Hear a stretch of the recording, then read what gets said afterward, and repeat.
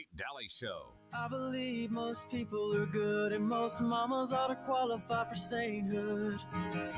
I believe most Friday nights look better under neon or stadium lights. I believe you love who you love. Ain't nothing. There you go. Welcome back, Kate Daly Show. I can't believe it's the end of the show. It flew by today. And of course, Melissa's with me. Melissa Smith comes on every Wednesday and trying to share some good news, some things that we hope inspire you to know really what this country really is about. It's about the people, and the people are mostly good. And that's a good thing because we got a lot of them. So I'm forever grateful to see people step up and to see the stories of people, good-hearted people that just want to help. Melissa's with me, and she's got more. Well, this is another story that came across my desk. Mm-hmm. I think it was last week, and I'm Mm-hmm. going to follow up more with it, but we'll just tease everybody with it now. Okay. In 2020, after the World Economic Forum announced the Great Reset, Mm-hmm. there's a group, a couple of guys met together, and they said, we need some kind of organization that gives people genuine hope and solutions. And this is what really caught my attention, Mm-hmm. because everybody, if you listen to the news, like, we just need to stand up. Yeah. And I'm like, how do I do that? I don't know what to do. What I'm does that standing mean? up as best I can. What do Right. I do? So these guys said, we need to stand up. And they organized a group called the Freedom Cell Network. Mm-hmm.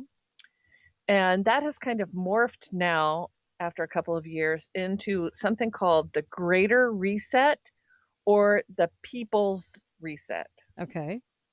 And what they're doing is they're dedicated to decentralization, localization, individual and collective healing. Sounds kind of hippie-like. Yeah. Community and liberty. Okay, so within that, they just had their big international meeting in Bath, England.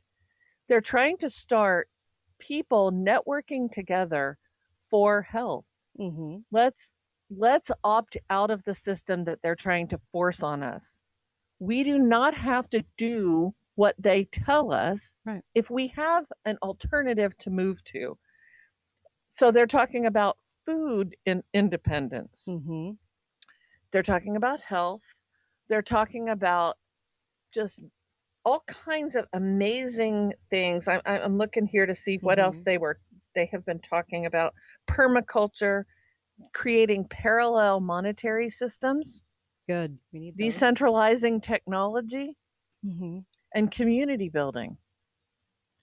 And what I love about what they're talking about is they are talking about brass tacks solutions. Good. What do we do? Mm-hmm. How do we stand up? How do we resist? And they're teaching people how to do it. It just seems to me that if you can develop something with friends and family and neighbors and community, and you have something ready to go when you're ousted from the main machinery of the economy, and we know where that goes scripture wise, right? But if you can do that, it thwarts what they're doing, because they just think you're going to be so left out that you're going to join in with whatever they want you to do and comply for the goodies. But we as a people, we have what it takes to actually put ideas together and to figure this out. We're not at their behest, but it's going to take big communities to do that, because otherwise it is going to suck. So we have to have big communities to do that. Well, what I thought was really intriguing, and I kind of was following along. Mm-hmm. If you want more information about them, you can find them on Telegram. Mm-hmm. And so I kind of followed along during this their big meeting. And what they're not trying to say, we're going to organize you. Mm-hmm. They're saying, we're going to give you tools and then go organize yourselves. Yeah. Go back to your town and organize yourself. You build your network. But we have tools here we can share with you for that purpose. And I love that. I absolutely adore that because they're all about decentralization. Right. They're all about, like, you guys you have the tools, you have the skill, you have the backbone to do this yourself. We're just going to be your cheerleaders. We're going to provide you information. And one of the things I thought was really interesting was they were on Telegram. They were hosting kind of like a not a meetup, but if you want to network with people, put a note out here, right? And you can arrange to meet other people that are at the meeting. Can I go to Bath in England? Nope. But they have their videos are available. You can watch some of them online. But I'm going to actually be looking very closely at them, because I think one of the things that's preventing most of us from doing those things is we don't know how to do this. Yeah. And I love it that they're solution based. Right.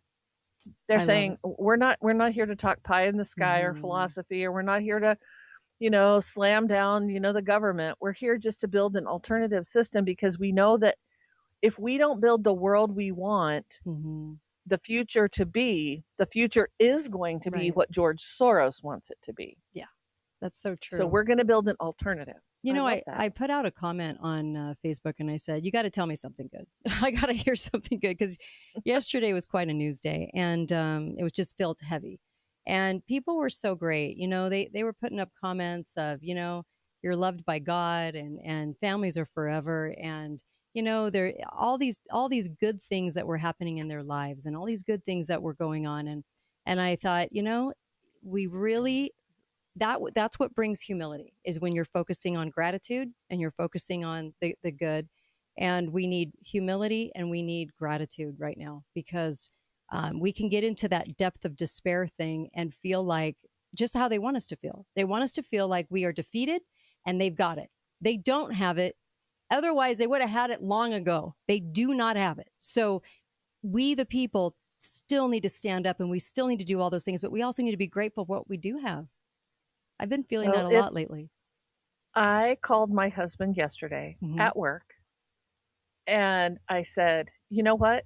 Every time I think about the fact that I donated a little tiny bit of money to some guys running mules into the part of the country that is otherwise inaccessible, I said, it makes me laugh, it makes me cry, and it makes me happy.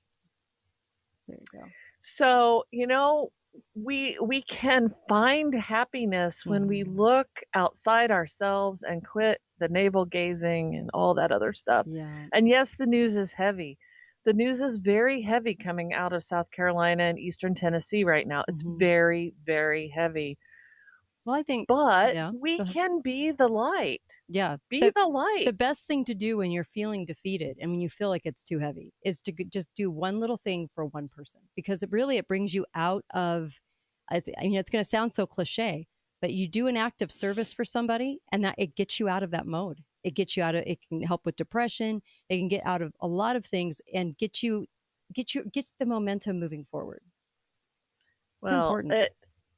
I just right now, even thinking about those guys with their little mules. You got me that way too. I mean, I was starting to tear up. It's just the best story. Love it. And you know what? They have Good caught people. the attention of a lot of people. That's awesome.